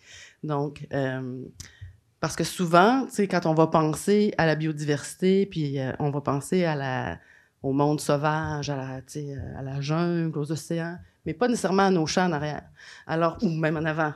Mais alors que, sérieusement, dans les modes de production agricole, il y a un rôle à jouer dans la conservation et dans la promotion de la biodiversité. Puis ça passe par une modification des systèmes alimentaires, puis une des revendications qui est faite par les différents groupes, c'est d'inclure cette reconnaissance-là dans la cible 10. Ça, c'est un enjeu qu'on va regarder. Puis bien sûr, tout le rôle, la promotion des femmes dans la protection de la restauration de la biodiversité, donc la cible 22, mais aussi que ça soit mis de façon transversale. Je vais finir par m'asseoir en avant, je pense, j'avance à tous les fois. On recule. Mais le rôle des femmes dans la biodiversité, dans la promotion de la biodiversité, puis dans la mise en œuvre de cette biodiversité-là aussi. Je voulais partager aussi moi, j'ai vécu aux Philippines quelques années, puis pendant que j'étais là, il y a eu plusieurs enfants qui ont été empoisonnés par des gâteaux de riz pour exactement ce que disait Maoussé, c'est que c'était conservé, la farine de riz était conservée dans des bocaux qui avaient déjà contenu des engrais chimiques, puis ça s'est imprégné dans la farine, puis les enfants sont morts pour avoir mangé ça. Donc, les impacts des pesticides ou des engrais chimiques, c'est aussi indirect. Puis ça aussi, c'est important d'en tenir compte. Un autre point sur lequel je vais revenir, c'est les données, parce que Amandine a fait référence souvent à ces données-là, puis je veux renforcer le point de Maoussé. Ces données-là sont pas si faciles que ça à trouver dans nos pays d'intervention, dans les Sud en général. Puis c'est important d'avoir ces données-là, parce que quand on fait du plaidoyer, comme on est en train de faire en ce moment, pour avoir une réelle portée, puis que les négociateurs nous écoutent, il faut être capable de documenter, que ce soit du fact-based evidence. Puis ça, c'est par les données. Mais pour avoir les données, il faut appuyer les gens des Sud pour qu'ils soient en mesure financièrement, parce qu'ils ont les capacités, mais en mesure financièrement d'aller chercher ces informations-là, puis que nous, on puisse les utiliser dans le plaidoyer qu'on fait, puis eux aussi. Mais que ça soit basé sur des données qui sont justes. Voilà, merci. Peut-être Serge et Maoussé, peut-être rapidement pour aller vers un dernier sujet. Oui. Pour notre participation à cette COP, on a plusieurs attentes. Alors, je ne viens pas parler de l'implication des femmes, mais l'autre question qu'on avait, c'était l'implication des jeunes. Parce que, alors, si je caricature, hein, on est à la situation Convention changement climatique pré-Copenhague. On est un peu dans la même situation avec la Convention biodiversité. C'est-à-dire les médias n'en parlent presque pas. Alors, il n'aurait pas eu cette conférence ici à Montréal que personne peut-être n'en parlerait. Bon, merci à Montréal d'avoir accueilli, parce que s'il fallait aller en Chine, personne n'aurait envie d'y aller et c'était pas sûr qu'on en parlerait. Donc aujourd'hui, pour nous, en tant qu'organisation de jeunesse, il faut que les gens parlent plus de cette question de la Convention autour de la biodiversité. Déjà, on salue le titre ou le thème de la Convention qui dit « Civilisation écologique, construire un avenir partagé pour toute vie sur Terre ». C'est très beau. comme thème. Mais dans les actions, là, mardi prochain, est-ce que effectivement les décisions qui vont sortir de là sont dans cette logique-là de ce thème qu'ils ont très bien choisi? On n'a rien demandé. C'est eux qui ont choisi. Et c'est pour ça qu'on veut qu'ils fassent des efforts. Deuxième chose que nous demandons, c'est l'inclusion du local. Le bottom-up. Beaucoup de décisions sont prises par le haut, autant dans le sud que dans le nord. Les populations suivent. Mais il faut qu'on mette en place que les paysans, les agriculteurs, ceux qui sont dans leur champ, qui puissent remonter. Et c'est intéressant la question des données, qu'on puisse trouver des modèles qui permettent d'écouter ces personnes. Et comme nous disons dans nos pays du Sud, ils n'ont pas fait l'université Cheikh Anta Diop, l'université du Bénin, comme je les appelle, mais ils ont fait l'université de la Terre. Ils ont bac plus 40, bac plus 30. Il faut les écouter. Et ça, quand on comprend ça, ça change la donne. Et le dernier élément, en tout cas, j'ai le document, je pourrais le partager. On veut exhorter aussi les partis à avoir un plan ambitieux clair. L'accord de Paris, on peut dire ce qu'on veut, c'est clair. Lorsqu'un pays a dit j'en sors, vous avez vu tout le tollé. Mais désertification, alors je fais extrapolation, mais désertification, biodiversité, silence radio. On ne sait pas de quoi il s'agit. Donc c'est important que sur ces deux questions, on ait quelque chose de contraignant qui permet aux gens de savoir qu'on ne peut plus faire n'importe quoi parce que le monde les regarde. Est-ce que vous vouliez... Je peux procéder? Oui. Oui. Pour la COP 15, est-ce que vous vouliez dire vos attentes? Je crois que je viens de constater que je suis dans le champ, là. Pas trop. Mais alors, je vais vous poser une question que je sais vous allez avoir une réponse, c'est sûr. Donc, c'est très important pour SUCO, pour tous, que notre public qui vient ici aujourd'hui et ceux qui sont en ligne puissent partir avec des idées claires de solutions, être encouragés. C'est vraiment ça l'important. On a beau parler, mais il faut passer à l'action. Donc, j'aimerais que chacun d'entre vous puisse partager vos bonnes pratiques et qu'est-ce que vous souhaiteriez là, vraiment mettre de l'avant de votre savoir. On veut pouvoir participer, connaître et partir avec de bonnes idées. Non. Battez-vous pas, s'il vous plaît. Je vais y aller, mais j'ai l'impression que je parle beaucoup. Non? Okay. Non, on veut savoir. C'est intéressant. Vous êtes fin, monsieur Serge, merci. Peut-être parler de deux projets précisément là, qu'on a, parce que c'est de cette façon-là dont SUCO vraiment les bonnes pratiques, peut-être, appuie la biodiversité puis souhaite la mettre en œuvre. Là. Entre autres, on a un projet avec le réseau de promotion de l'agroécologie au Nicaragua, qui est un projet avec les paysannes sur des semences, justement. Donc, on travaille dans ce projet-là, c'est... Mon Dieu, je vais faire la traduction libre, OK? Souveraineté alimentaire et leadership féminin. Là, je regarde ma collègue Linda, c'est correct? Super. Voilà. C'est un projet dont l'objectif, c'est de renforcer les banques de semences déjà existantes là, dans les communautés, puis le leadership des femmes dans ces semences-là. Donc, ça revient à ce que tu me demandais tout à l'heure, Isabelle, sur c'est quoi le rôle des femmes. Mais nous, vraiment, SUCO, on travaille, dans le cas de ce projet-là, avec des groupes de femmes, puis comment renforcer les banques de semences qui sont déjà existantes dans ce milieu-là. On a un projet qui est différent, mais somme toute similaire, en Côte d'Ivoire, avec les JVE, Jeunes volontaires pour l'environnement de la Côte d'Ivoire, sur les rizières, entre la culture du riz, de façon agroécologique. Puis dans tout ce cycle-là de l'agroécologie, il y a aussi les semences. Donc, une partie de leur parcelle qui est consacrée à la récolte de semences du riz, qui conservent dans un grenier, puis qui par la suite pourront réutiliser pour planter. Ce que je voulais mentionner en termes de... Fait que ça, c'est des exemples. J'ai pris deux exemples de projets qu'on a, mais c'est des projets qui sont... C'est ce type de projet-là qu'on appuie souvent puis qui sont mis de l'avant en termes de sauvegarde de la biodiversité puis qui sont concrets, qui se font concrètement puis qui ont un impact réel pour que les populations mangent. Puis dans la sauvegarde de la biodiversité aussi, dans la variété des semences. Mais aussi le dit, les pays n'ont pas signé l'UPOV, ce qui leur permet d'avoir encore des marchés de semences, puis d'échanger leurs semences par la suite. Puis nous, SUCO, on encourage ce genre d'économie-là. Il y a quand on parle d'économie, on peut penser à différents modèles, mais ces échanges de semences-là, ces lieux de troc, ces lieux d'échange, c'est aussi de l'économie, puis c'est un modèle économique qui est intéressant et viable pour tous et toutes.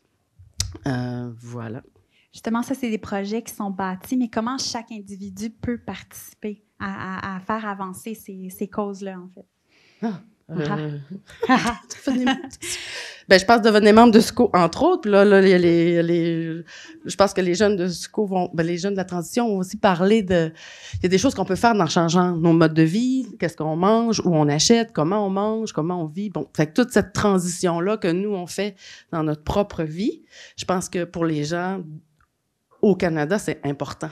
C'est quand on parle quand je vais en Afrique, là, puis je parle de décroissance, je me fais regarder avec des gros yeux. Mais chez nous, je pense que c'est possible, c'est des choses qu'on peut faire, puis qu'on peut mettre de l'avant dans la sobriété. C'est quelque chose qui est intéressant, puis qui est à la portée des gens. Je pense aussi participer à la COP, s'informer, demander, exiger des modifications dans des lois, dans des façons de faire. C'est d'autres façons d'avoir des modifications qui sont claires, mais aussi s'assurer que ce qu'on consomme, ce qu'on achète, ce qu'on mange, fait la promotion de la biodiversité aussi. Super, merci. Les solutions, les bonnes pratiques. Qu'avez-vous à nous partager avec vos expériences? Mes bonnes pratiques, moi, sont en biologique. On fertilise les cultures avec des engrais verts, des plantes intercalaires, des plantes accompagnatrices, des cultures et couvertures qu'on sème une année, puis l'année suivante, ça nourrit la culture pour 60% des besoins de la culture. L'autre 40% est fertilisé par des engrais organiques. Ces engrais verts-là sont des semences de graminées, de légumineuses ou de crucifères qui améliorent la structure du sol, fertilisent en azote, soutirent des éléments du sol que la culture elle-même n'est pas capable de faire, entre autres pour les crucifères, que la culture, et puis ces engrais verts-là sont semés au mois d'août, après une récolte de céréales, par exemple, et puis pour fertiliser l'année suivante. Sur la ferme, j'ai 3,8 km de haies brise-vent, qui est composé de chênes, frênes, pins, épinettes, mélèzes, qui abrite 23 nichoirs d'hirondelles bicolores, une espèce menacée, qui a été supervisée pendant 9 ans par l'Université de Sherbrooke. Malheureusement, ils ont cessé depuis la pandémie, puis ils ne reprendront pas. Alors, je veille du mieux de mes connaissances. J'ai 2 dortoirs à chauve-souris. C'est une espèce qui est en voie de disparition à cause du syndrome du museau blanc. La haie brise-vent, maintenant, elle a 19 ans. Elle abrite coccinelles, comme je vous parlais tantôt, pour les préserver les cultures. Des oiseaux de différentes espèces, des perdrix, renards, dindons sauvages, mulots, oiseaux de proie, etc. Je suis administrateur sur le comité de la rivière qui passe près de chez moi. Cette rivière-là, elle draine la moitié de mes superficies de terre. On a planté des bandes tampons le long des cours d'eau avec 18... on a planté des fleurs, 18 variétés de fleurs pour les pollinisateurs, pour qu'il y ait des fleurs toute la saison.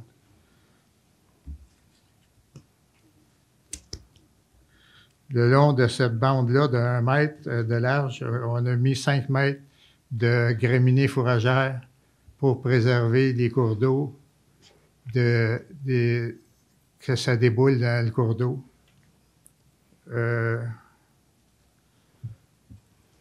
J'aurais une conclusion aussi, c'est que les cultures pourraient utiliser que de 25 à 35% des pesticides qu'elles utilisent actuellement. Si le gouvernement s'impliquait à former une super cohorte de diplômés en technique agricole et agronomes pour transférer le rapport des stations de recherche documentées depuis longtemps et tablettées, qui confirment que c'est réalisable sur nos fermes, mais que nos gouvernements ne sont pas rendus là. Merci. Wow, super, un exemple concret. Merci. Peut-être pour compléter ce que Serge vient de dire, dans le cas du dossier des victimes des pesticides, nous, ce qu'on pense qui est important comme bonne pratique, c'est aussi ne pas culpabiliser. Donc là, je vais parler surtout du milieu agricole. Les victimes des pesticides, c'est pas seulement dans ce milieu-là, mais ne pas culpabiliser les agriculteurs et agricultrices. C'est pas de leur faute, c'est pas eux qui ont choisi à utiliser des pesticides. Tu m'arrêtes si je me trompe, mais je pense que tu seras d'accord. Et donc, c'est quand même important de se rendre compte, et c'est pour ça qu'on disait tout à l'heure, il faut une cohésion internationale, parce que c'est pas la volonté des agriculteurs et agricultrices d'utiliser des pesticides. Il y a personne qui veut utiliser des pesticides.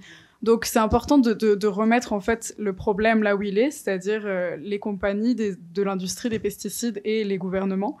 Puis nous, je pense que ce qu'on pourrait aussi conseiller, c'est en parler. En fait, on se rend compte que les pesticides, c'est quelque chose dont on parle souvent, mais les gens sont pas toujours sûrs de ce que c'est. Les victimes des pesticides, c'est quand même un sujet dont on commence à parler, mais c'est pas quelque chose qui est très développé. C'est pas la chose la plus fun à parler, mais il faut en parler. Il faut soutenir des organismes comme le nôtre, parce qu'on essaye avec peu de moyens de soutenir les victimes, de faire changer les choses politiquement. Puis je pense que si on allait un peu plus loin, je suis d'accord aussi avec ce que Geneviève disait, aussi changer nos pratiques. On s'entend que c'est pas accessible à tout le monde. Je voudrais dire qu'on pourrait tous manger bio demain. On s'entend que financièrement parlant, on sait le coût que ça vaut. Mais ça fait partie aussi des choses, c'est-à-dire que ça va aussi dans la même idée de ne pas culpabiliser le monde agricole, c'est parce que c'est aussi une affaire de société qui ne concerne pas que le milieu agricole. Donc c'est un problème qui nous concerne tous et sur lequel on peut tous agir un peu à notre niveau. Super. Oui, c'est vraiment un choix aussi de pouvoir, tous les choix qu'on fait au quotidien, pouvoir supporter vos décisions aussi que vous faites à plus grande échelle. C'est grave. C'est ça. Vous vouliez dire quelque chose? Oui, c'est que c'est plus profond que ça. Ça fait à peine 7-10 ans que les créanciers s'attardent à l'agriculture biologique, parce qu'avant ça, là, on ne serait même pas parti en affaires si on n'avait pas utilisé la méthode industrielle, parce qu'on n'aurait même pas eu de créanciers pour nous prêter pour démarrer. C'est ça, c'est vrai. C'est plus loin que ça, là. Et puis, les agriculteurs, ils sont conscients, ceux que je côtoie, ils sont conscients qu'ils polluent. Ils essayent d'utiliser le moins de produits possible, mais ils n'ont pas les moyens de faire des expériences. Ils n'ont pas les moyens financiers de faire des expériences sur leur ferme pour diminuer ça. C'est pour ça que je disais qu'il y a des recherches tablettées dans les institutions. Et puis, c'est urgent de transférer, qu'on ait du personnel pour transférer le document à la ferme. Il faut tranquillement imposer le changement avec de l'aide, oui. Vous avez participé? Oui, donc c'est juste dire, terminer sur ce qu'il disait pour dire l'agriculteur, que ce soit, comme je le découvre dans les pays du Nord, mais encore plus dans les pays du Sud, sont aussi des victimes. Ils utilisent les techniques que les ingénieurs agricoles ou agronomes plutôt leur proposent. Ça, c'est le cas de nos pays. Les gens du ministère sont venus, voilà la technique qui marche, il faut mettre 10 tonnes d'engrais, ils le mettent, ils sont contents, terminé. Donc, il n'y a pas à les victimiser, ils sont aussi victimes du système et on doit être ensemble. Alors, parlant de bonnes pratiques, moi, je vais partager 2-3 choses. Alors, tu as demandé comment on peut soutenir cette cause. Moi, je crois soutenir déjà, c'est de venir là où vous êtes. Et c'est pour ça, il faut vous féliciter pour ceux qui ont pu dégager du temps, être là. Il faut venir s'informer. En réalité, comme on dit chez nous en Afrique, il y a dans une de nos langues locales, c'est pas la pauvreté qui tue, mais c'est l'ignorance qui tue. Parce que si vous savez pas qu'il y a du pain derrière la porte, ben vous restez là et vous crevez. Donc, venir à l'information, c'est quelque chose de super important. Et comme je suis dans un pays comme le Canada, c'est bien de parler le langage qui se comprend aussi ici, c'est de faire des dons. J'ai vu que beaucoup d'associations ici sont soutenues par des dons.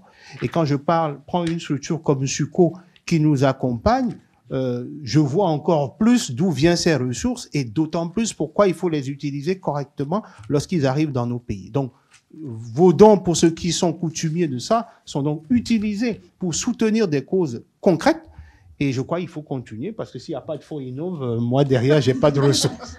Voilà, ça c'est soutenir ces différentes causes-là. On l'a pas payé pour qu'ils disent ça, je Non. vous promets. Non, c'est pas prévu par contre dans le script ça. Voilà.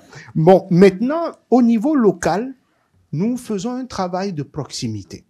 Par exemple, nous avons mis en place le forum biodiversité, qui est un forum d'acteurs de la société civile. Alors, qui n'est pas structuré du tout, président, tout ça, parce que tout ce qui est formel crée des blocages, mais on fait un partage de connaissances. Et je vais vous partager 3 éléments très simples qui marchent pour la promotion de la biodiversité. Par exemple, il y a le développement de l'écotourisme. Vous savez, dans beaucoup de nos pays côtiers, quand on parle biodiversité, on parle zone humide. Or, beaucoup d'études ont démontré que les zones humides sont des endroits où grouille énormément de biodiversité avec les sites Ramsar. Au Bénin, on a pas mal de sites.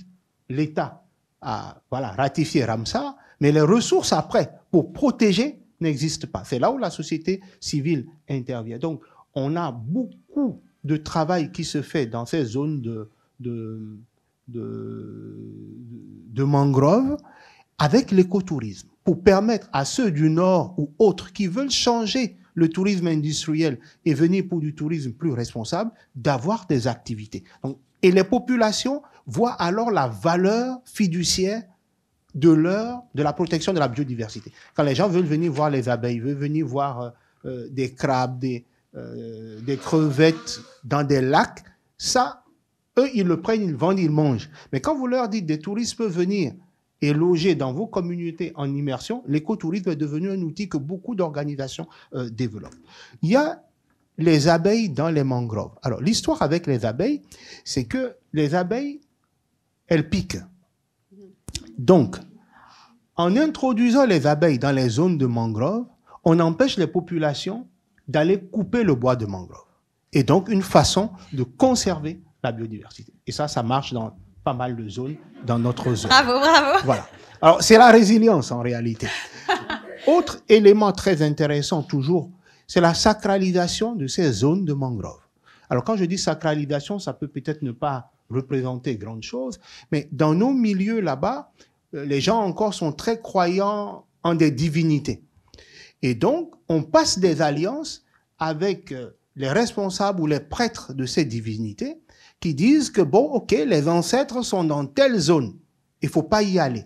Et donc, ça permet à la biodiversité, c'est ce que nous appelons de l'adaptation basée sur les écosystèmes, et donc, en partant sur ces éléments, on a sacralisé une bonne partie de ce que nous appelons donc des forêts sacrées de mangroves qui permet de séquestrer toujours la biodiversité et d'avancer.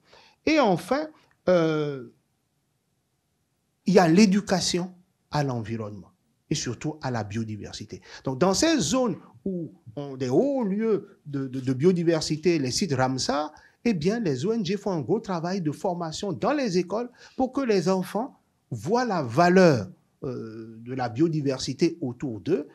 J'ai un collègue de Nature Tropicale qui lui fait un gros travail avec les baleines qui viennent vers le Bénin entre juillet et septembre pour que les enfants, quand ils voient les œufs de baleine, eh bien, ils ne les récupèrent pas. Surtout les tortues aussi qui viennent pour qu'elles ne les mangent pas, mais les remettent en service. Et on a formé des éco-gardes qui sont là, qui récupèrent de nuit les œufs des tortues, qui les remettent, qui les font éclore et qui les lâchent. Et il y a pas mal de lâchers qui sont organisés de façon ludique avec les enfants. Beaucoup d'organisations mettent en place des musées. Alors, quand on parle de musée ici, c'est plutôt commun, mais dans nos pays du Sud, un musée encore de la biodiversité, ça ne dit rien à personne, mais les ONG essayent d'en mettre en place pour permettre, par l'éducation, aux futures générations d'être un peu plus conscientes que celles d'aujourd'hui. Chaque idée est bonne, il faut vraiment les encourager pour qu'elles puissent aller plus loin. Alors maintenant, on laisse place à une période de questions-réponses et à tous ceux qui sont en Zoom, n'hésitez pas à poser vos questions. On a un membre de SUCO qui va nous les transmettre dans la salle. Alors j'ai ma collègue ici qui va vous prêter le micro.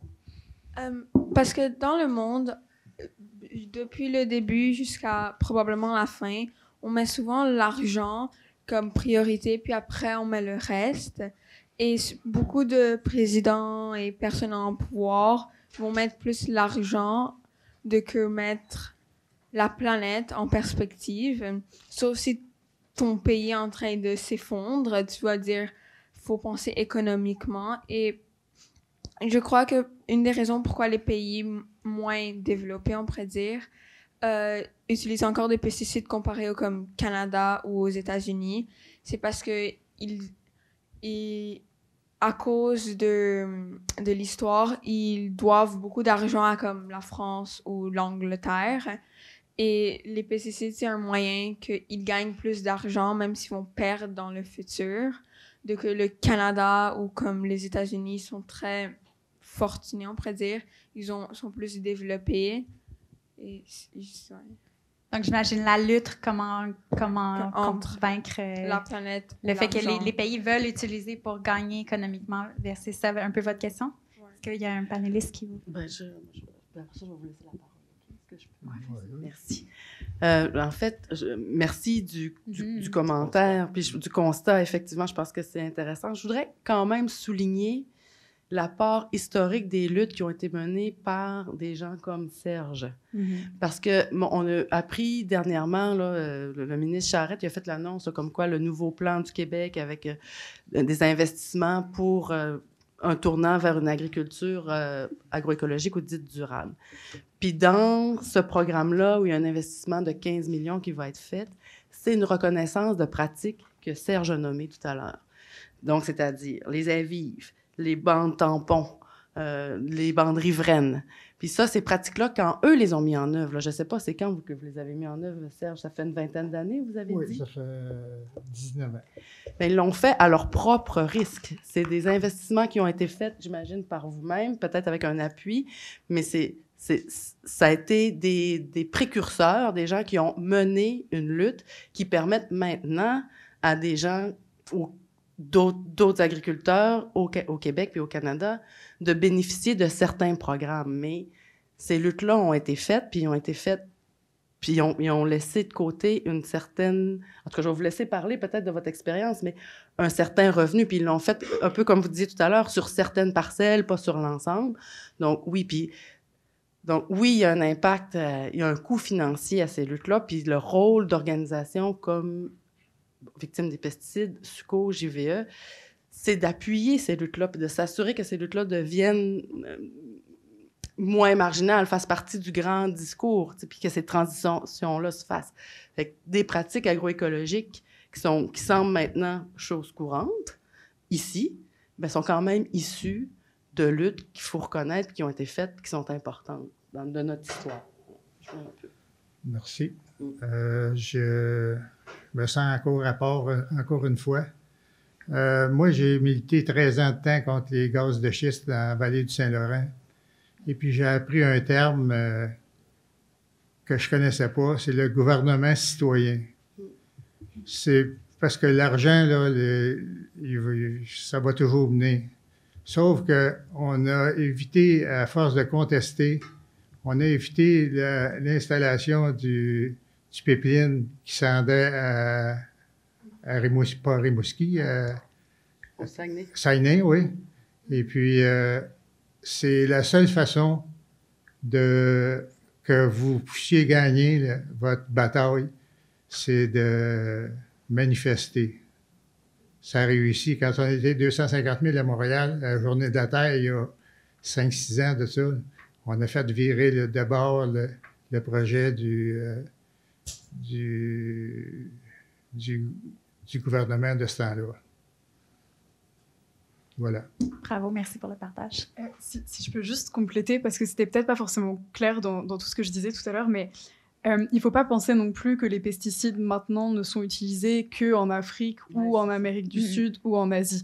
En fait, la problématique aujourd'hui, c'est que des pesticides hautement dangereux qu'on n'utilise plus dans les pays du Nord sont maintenant utilisés dans les pays du Sud. Mais c'est pas pour ça que le Canada et les États-Unis se placent pas dans les plus gros utilisateurs de pesticides. Donc aujourd'hui, comme sur l'ensemble du continent africain, en tout cas, c'est les chiffres de 2020, on pense que c'est à peu près 105 000 tonnes qui sont utilisées par an sur le comptoir africain, alors qu'on parle de 486 000 pour Canada et États-Unis. Donc, la problématique, c'est vraiment plus sur la dangerosité des pesticides qui sont utilisés et la manière dont ils sont utilisés.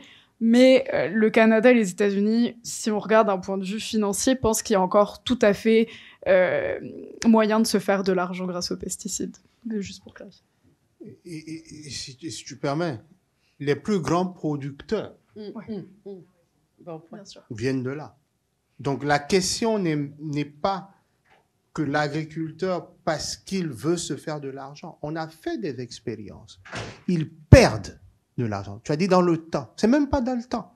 Lorsque vous pratiquez de l'agroécologie, lorsque vous enrichissez votre sol, au bout de 4 ans, vous produisez plus que quand vous utilisez toutes ces histoires-là. Et nous, ça fait partie des éléments de terrain. On a dit aux agriculteurs, OK, vous voulez faire 10 hectares, il n'y a pas de souci. Utilisez l'engrais là où vous voulez. Laissez, je crois, c'est une bande de 50 mètres ou 200 mètres, je ne sais plus. Et là, on fait rien que de l'agroécologie, en respectant les normes agroécologiques. Ils se font après plus de l'argent sur ces parcelles. Maintenant, le problème des pays du Sud, quel est l'intérêt du coton, du soja, qui ne sont pas culturellement liés à ces pays? Là, ça devient une question de culture de rente. Et là, vous n'avez pas le choix. Le monsieur, il veut envoyer ses enfants à l'école, il est obligé de faire ses cultures de rente. Et là, sous ce prisme-là, oui, les gens sont un peu victimes et pris en cadenas. Je me rappelle, il y a quelques années, lorsque le Nigeria décide de devenir le premier producteur de manioc, tout le monde a applaudi. Sauf que les gens avaient oublié que c'était pour produire de l'amidon à exporter vers l'Asie. Donc, c'est encore une fois pas pour le bien-être direct, mais c'est surtout aussi pour les devises étrangères pour payer le service de la dette. Alors, pour me situer dans le prisme de ta question, c'est encore un autre combat de la société civile pour les questions de dette. Parce qu'il y a la dette, où on paye tout le temps le service de la dette, pour des choses où les populations, à la base, ne savent pas pourquoi le pays s'est endetté, pour un pont qui est cassé, qu'on a dû refaire parce qu'il y a eu de la corruption. Alors ça, c'est encore un autre sujet très intéressant qui n'est pas lié qu'à la question de l'agriculture et des pesticides. Est-ce que nous avons une question en ligne intéressante? Ah, juste ici. La jeunesse est active, les autres? On fait Maouzé content. Ah oui, c'est bien. J'ai une question. Alors, mettons, un pays, ça produit beaucoup de bois, OK? Et soudainement, le gouvernement dit que c'est pas bio. Alors, on va arrêter cette production, mais il y a des millions de personnes qui perdent leur travail. Et maintenant, est-ce que est-ce qu'on a une façon pour arrêter ça? Une transition.